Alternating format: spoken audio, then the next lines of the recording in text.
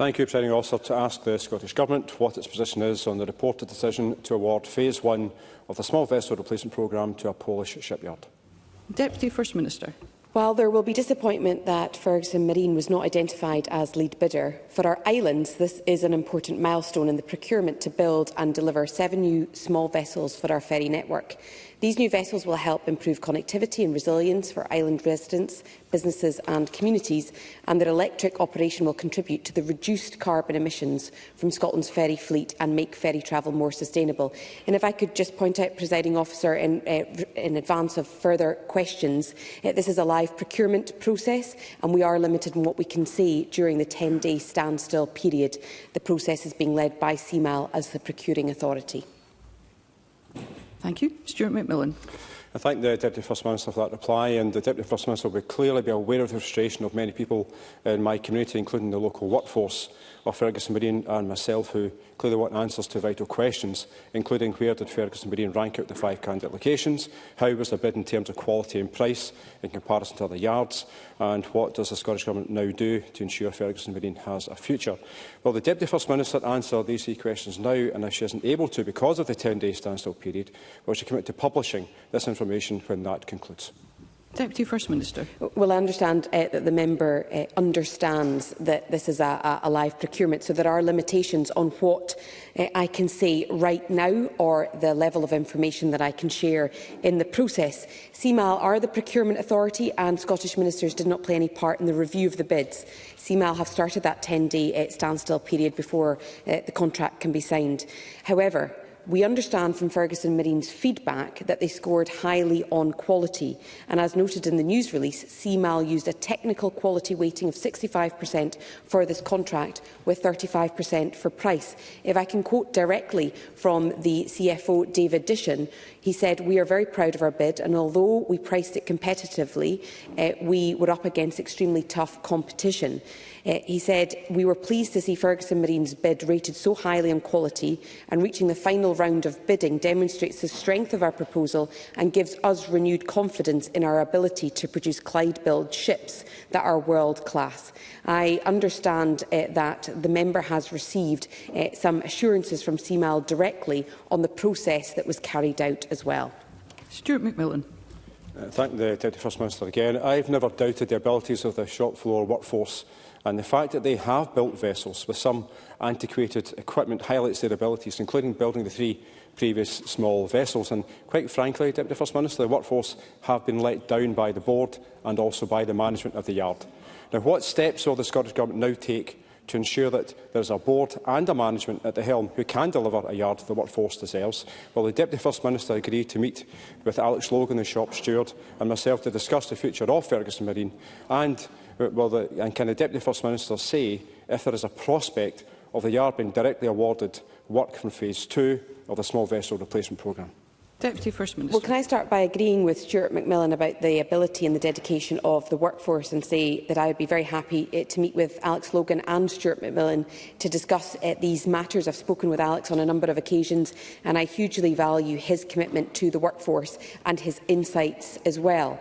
The member Stuart McMillan talked about the equipment and so on, which is why we have agreed and allocated up to £14.2 million over the next 2 years to enhance the yard infrastructure and deliver productivity improvements so that they are in a better place to be able to bid competitively.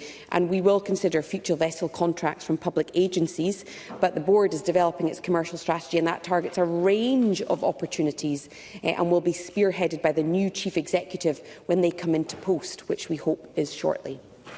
Thank you. Sue Webber. Thank you, Presiding Officer. The SNP's catastrophic mismanagement of Ferguson's means that ferries which could have been built on the west coast of Scotland are instead looking like they're going to be made in Eastern Europe. Phase 2 of the small vessel replacement programme is a long way off, Deputy First Minister. So in light of this, can the Deputy First Minister outline what actions the Scottish Government are taking to ensure the Glen Rosa is delivered on time? And will the Deputy First Minister deliver a statement to Parliament on what the future is for Ferguson Marine and the hundreds of jobs that depend upon it? Deputy First well, of Minister. course, the hundreds of jobs have only been protected because of the actions of this government, and the constant negativity from the Conservatives, using words like catastrophic, does nothing to help the Yard secure work on the open market, and it is extremely frustrating to hear that. The bottom line here is that Ferguson Marine are focused on completing the Glen Rosa. We await, as the committee does, I know, an update from the Yard in terms of timescales. The second focus is their commercial strategy, which was never only predicated on one contract, because that would be no commercial strategy. The point here is that they have additional work coming in, which we hope to be secured in April. There are other contracts that they are very hopeful of securing shortly, which David Dishon referred to in his commentary yesterday. And there are other opportunities around the small vessel replacement programme phase 2. She will know that extensive analysis and legal advice indicated that a direct award of this current SVRP contract to Ferguson Marine would have introduced substantial risk, perhaps creating the worst of both worlds, where the boats don't get delivered to the islanders and Ferguson Marine don't get the contract because it ends up in the courts. And that is what we have tried to avoid, and why we agreed to open procurement. Thank you. Claire Baker. Thank you. Presiding Officer, it is a sorry state of affairs when a shipyard nationalised by the SNP government is not competitive and is unable to successfully bid for work that was widely recognised to be a good fit for Ferguson's. To secure work, Ferguson's need investment and support as well as stability. Does the Scottish Government believe that the current procurement process for our ferry fleet is fit for purpose in light of the failure to secure the work for Ferguson's? Deputy First Minister. I find that question quite remarkable, because the member has essentially told me that they don't think the procurement process is fit for purpose because Ferguson Marine didn't win. And the point here is that a procurement process needs to be fair, it needs to inspire confidence, and if there had been an alternative decision made by CMAL, who are acting independently of ministers, and it's important to stress that point, I think the questions would have been what else ministers have been doing. The bottom line here is the member has asked for about investment support, and yes, we have agreed £14.2 million to invest in equipment, to invest in the yard, so that it can compete on a global basis. She talked about stability, and the commercial strategy is very clear about the potential work that the yard can secure. The yard has secured additional work, and it would be nice to see the yard being recognised for the work that it has secured to date whilst it completes the Glen Rosa. And perhaps if we talked more about the skills and the ability of the yard here, instead of constantly talking it down, they might have greater potential to win that work. Thank you. As you may expect, there is great interest in the questions before us today. In order to get in as many members as possible, concise questions and responses would be appreciated. I call Jamie Green. Thank you. I have to say the hubris from the Minister today is outstanding. Ferguson Marine has not been let down by the board. It's been let down by the SNP front benches and the Scottish Government. How on earth is it supposed to compete on price with Poland and Turkey? If that's the case, then how are they ever going to win any contracts? Surely what the workers at Ferguson Marine want to know, and the Deputy First Minister has an opportunity right now to do so, is look into that camera up there and tell those workers and the people of Inverclyde why this Scottish Government and their agencies have lost confidence in their ability to build ships in Scotland. Deputy First Minister. Into any camera. I've been at the yard and I speak directly to the workers on a regular basis.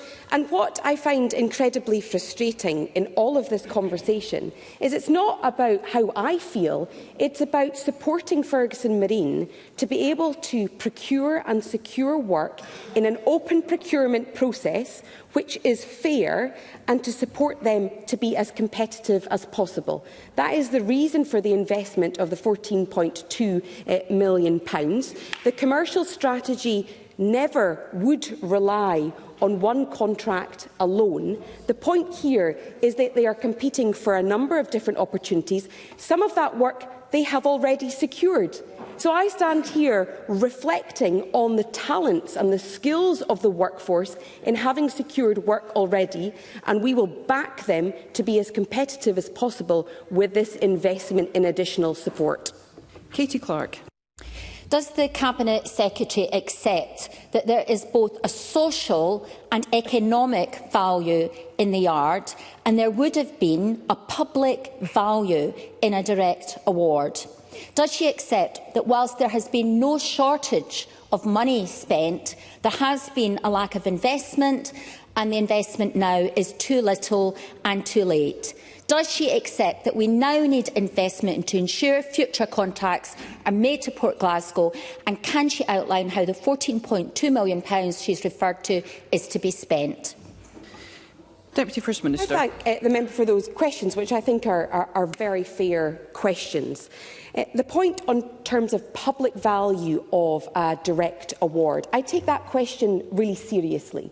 My concern, and I outlined it in last summer, although I didn't make the final decision, that's for CMAL, the issue that we had is that in a very, very litigious industry, to have gone down the direct award route created significant levels of risk that would have resulted in this contract potentially being in the courts, ensuring that Ferguson Marine didn't get the work when they needed it, and that the islanders didn't get the vessels. Now, she may shake her head at that, but I'm afraid, looking at the legal advice and the analysis that was done, that was a very real and pressing possibility. And that the route that we've taken right now ensures that we have reached this significant milestone in delivering 7 new vessels for our islanders. But she's right in talking about investment.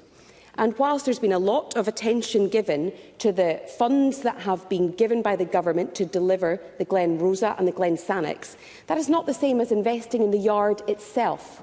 And that £14.2 million is based on a list of priorities that Ferguson Marine have supplied us with around equipment and infrastructure at the yard, which will make them globally competitive. Thank you. Kenneth Gibson. Thank you, Presiding Officer. Can the Deputy First Minister confirm that the Permanent Secretary advised the Scottish Government that it would be illegal to make a direct award? That's certainly what he told the Finance Committee this morning. And can she expand on what these 7 small vessels will actually mean for our rural and island communities? Deputy First Minister. The 7 small vessels are going to be absolutely transformational for our island communities, and we know it's well documented how challenging it has been for those islanders, and that supplements the 6 larger vessels that are due to come into service over these years. So that, I think, is in no doubt it will be transformational. This is an important milestone, and we have to make sure that that procurement process is complete and the boats are delivered.